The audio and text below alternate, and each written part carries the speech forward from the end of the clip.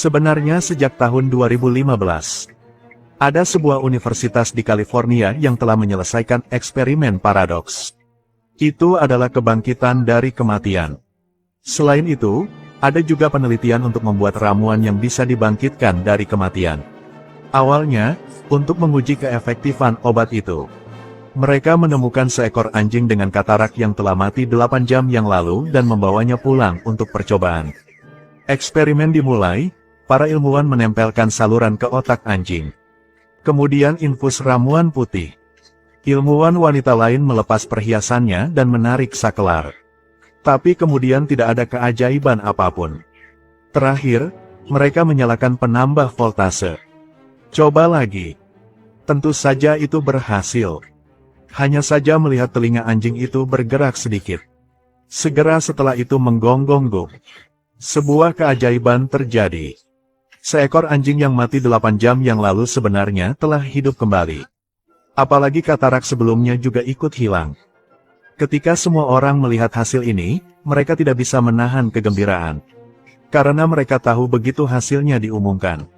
Apa yang menanti mereka adalah hadiah yang tak terhitung jumlahnya. Uangnya tidak dihabiskan. Tanpa tahu bahwa anjing yang dibangkitkan sekarang bukan lagi anjing aslinya. Segera setelah melewati pemeriksaan umum anjing itu, menemukan bahwa otak anjing cukup sensitif saat ini.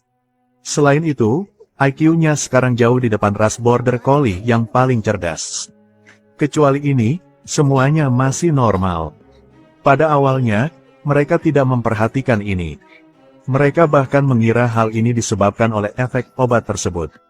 Mereka tidak percaya bahwa reaksi semacam ini bukanlah efek dari obat atau apapun. Itu efek samping. Mereka dengan cepat menemukan masalahnya. Anjing ini semakin tidak biasa. Awalnya, setelah anjing itu hidup kembali, ia hanya berbaring malas di satu tempat. Tidak makan apapun sepanjang hari. Setelah itu, emosinya tiba-tiba menjadi pemarah dan mudah tersinggung. Tidak ada yang mengolok-oloknya, tetapi dia menunjukkan giginya. Yang lebih aneh adalah, ia dapat dengan mudah membuka pintu kandang. Di kegelapan malam, menyelinap ke ruang pemiliknya. Diam-diam menatap pemilik yang sedang tidur nyenyak.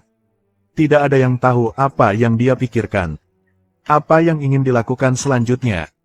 Pada saat yang sama, saat itu, pemimpin kelompok penelitian kecil ini tahu betul bahwa kebangkitan anjing itu baru setengah jadi. Masih banyak hal yang belum teridentifikasi di luar sana. Setelah itu, dia tidak menunggunya melanjutkan penelitian pengoptimalannya. Seorang manajer senior membawa bawahannya ke lab. Pada saat yang sama secara paksa mengambil hasil penelitian ilmiah mereka. Semua orang kembali ke asrama dengan marah dan tidak puas. Hasil penelitian selama bertahun-tahun. Berdasarkan apa yang harus mereka berikan hasilnya kepada orang lain. Pemimpin tim tidak setuju. Segera putuskan. Sebelum manajemen senior ambil hasilnya, lakukan percobaan lagi. Rekam saja seluruh prosesnya. Jika hasil eksperimen dipublikasikan terlebih dahulu, ada harapan untuk mendapatkan kembali kepemilikan item penelitian ilmiah tersebut. Waktu mendesak, tugas penting. Ketua tim peneliti dan anggota sekali lagi memasuki laboratorium. Mereka mengeluarkan seekor anjing lagi. Mengikuti instruksi ketua kelompok. Pasang saluran. Infusi. Tarik saklar daya. Tak disangka, kali ini ilmuwan wanita itu dialiri arus listrik yang sangat besar. Tersetrum mati di tempat hanya karena lupa melepas perhiasan yang bisa menghantarkan listrik. Pemimpin tim melihat ini dan bergegas memberikan pertolongan pertamanya. Tapi tidak peduli seberapa banyak orang mencoba menyelamatkannya, ilmuwan wanita itu akhirnya mati. Pemimpin itu sangat patah hati. Dia tidak ingin kehilangan anggota yang paling cakap. Jadi pemimpin datang dengan ide gila, yaitu untuk menghidupkan kembali orang. Namun, setelah anggota lain mendengar tentang ide pemimpin tersebut, mereka sangat keberatan. Kakak, adalah melanggar hukum untuk secara sewenang-wenang membawa orang keluar untuk bereksperimen. Tetapi pemimpin kelompok sekarang tidak begitu banyak peduli. Melihat hati pemimpin penuh tekad. Orang yang berbagi tujuan yang sama harus menerima. Tepat setelah itu, mereka terus menyelesaikan percobaan bersama. Eksperimen menghidupkan kembali manusia telah resmi dimulai. Memasang saluran ke otak. Infus, tekan saklar daya ke bawah. Pertama kali. Kedua kalinya. 2 kali peningkatan tegangan masih tidak berpengaruh.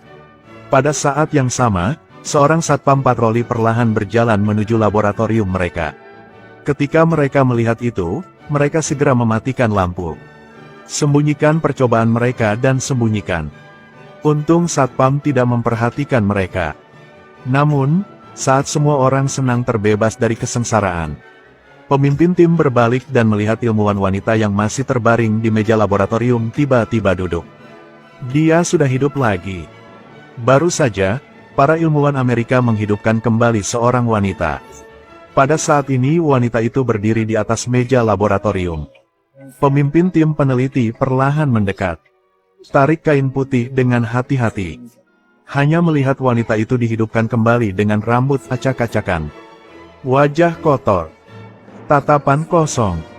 Seperti mayat tanpa jiwa. Melihat itu, semua orang buru-buru melakukan pemeriksaan umum terhadap wanita yang telah dibangkitkan itu. Hasil tes menunjukkan, semuanya normal. Tetapi dalam hal biasa itu memberi mereka semua sedikit perasaan aneh. Setelah CT scan otak wanita yang dihidupkan kembali menemukan bahwa otaknya sedang dalam keadaan euforia sekarang. Dan otak juga berkembang hingga batas tertinggi. Otak manusia normal hanya berkembang 10%. Tapi otak wanita itu sekarang 99% berkembang. Tapi pemimpin tim tidak merasa ini sebagai ancaman. Dan dengan bersemangat mendekat untuk menanyakan bagaimana perasaan gadis itu saat ini. Namun, masih belum menunggu pemimpin selesai bertanya. Tepat setelah itu, hal yang tak terduga terjadi. Wanita itu hanya melirik. Pulpen yang diletakkan di atas meja bergerak. Tidak hanya itu, dia juga bisa memprediksi apa yang akan dikatakan orang lain. Kamu baru saja mengalami cedera serius. Kamu harus istirahat dengan baik. Coba santai ya. Kan? Aku di luar. Dan ini membuat pemimpin itu ketakutan. Dia segera keluar dan mendiskusikan bagaimana menangani situasi dengan semua orang. Tapi yang membuat mereka tidak menyangka adalah semua tindakan dan kata-kata mereka ditangkap oleh wanita itu sekarang. Sekarang setelah memperoleh keterampilan ini, wanita itu juga merasa takut. Dia tidak tahu mengapa dia menjadi seperti ini. Dia takut untuk memberitahu pemimpin itu. 2 jam sebelum dia tersengat listrik sampai mati, dia melihat pemandangan aneh. Cahaya redup. Koridor yang dalam. Ada api yang membakar selamanya. Pemimpin melihat bahwa wanita yang belum beradaptasi untuk dibangkitkan melahirkan halusinasi. Jadi dia memberinya obat penenang agar dia bisa istirahat sebentar. Tapi pada saat ini, pemimpin tidak memperhatikan wanita yang telah dibangkitkan itu menatapnya dengan tatapan aneh. Kemudian wanita yang sedang tidur itu sekali lagi memasuki ilusi sebelum kematiannya. Bersamaan dengan api yang menyala, tubuh pada kenyataannya perlahan-lahan mengapung di udara. Mata juga mulai menghitam. Ternyata, kejadian di atas disebabkan oleh wanita yang menyalakan api saat masih kecil. Kebakaran ini menyebabkan kematian seluruh keluarganya. Sejak itu, dia hidup dalam dosa.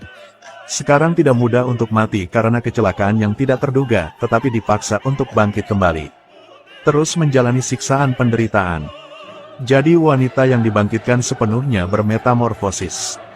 Pada saat yang sama, seorang peneliti kulit hitam di luar mendengar suara di dalam ruangan dan bergegas memeriksanya.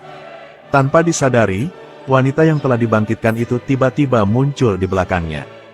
Dia juga mengatakan dia ingin orang kulit hitam merasakan sakitnya cinta.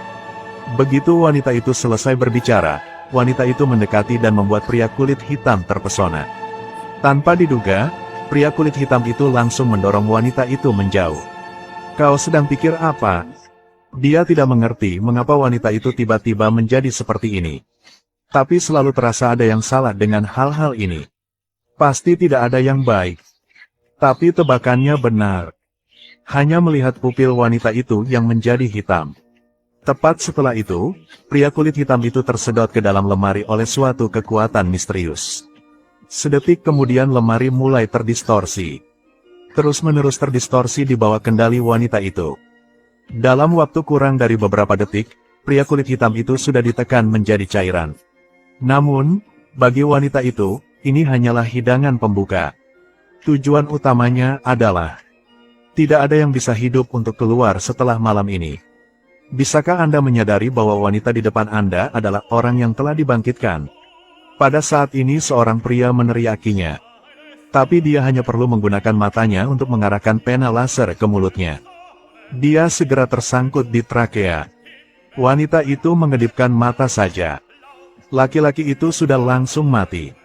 Tidak menyangka bahwa pada saat mereka berdua di sana dengan marah menoleh untuk melihat wanita yang telah dibangkitkan itu.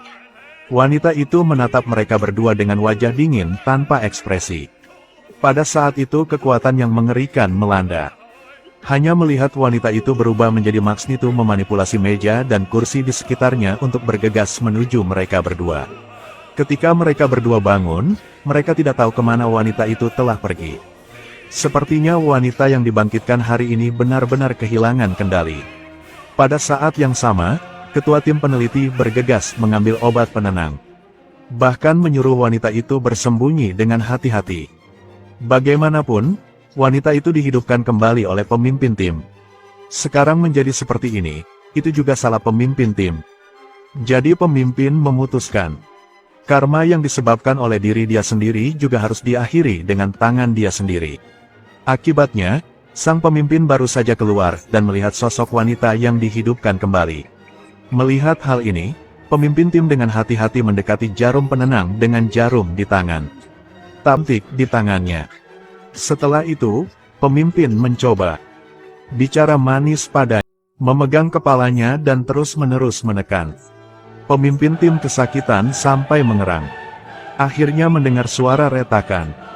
Pemimpin itu tewas di tempat. Tepat pada saat ini, rekan perempuan yang berdiri tidak jauh dari situ melihat semuanya. Dia diancam akan menutup mulutnya, tidak berani mengeluarkan suara. Lalu dia tidak ingin duduk dan menunggu untuk mati. Rekan perempuan mulai menyiapkan obat penenang.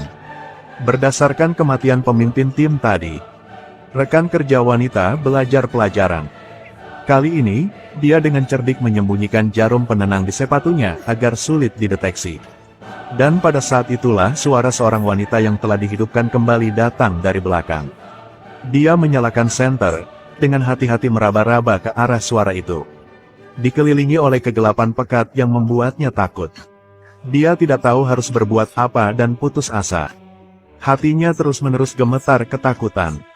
Tepat ketika rekan perempuan itu diambang kehancuran. Wanita yang telah dibangkitkan itu tiba-tiba muncul. Saat ini, rekan perempuan itu sangat ketakutan hingga dia menutup matanya. Menggertakkan giginya dan menusukkan jarum ke dada wanita yang telah dibangkitkan itu. Hanya dengan satu suntikan, wanita itu langsung kehilangan kekuatan tempurnya. Pada saat yang sama, rekan wanita yang melihat wanita yang telah dibangkitkan pingsan. Obat penenang mulai bekerja. Rekan perempuan itu melihat itu dan merasa lega. Dia merasa seperti telah dibebaskan dari bebannya dan duduk di tanah.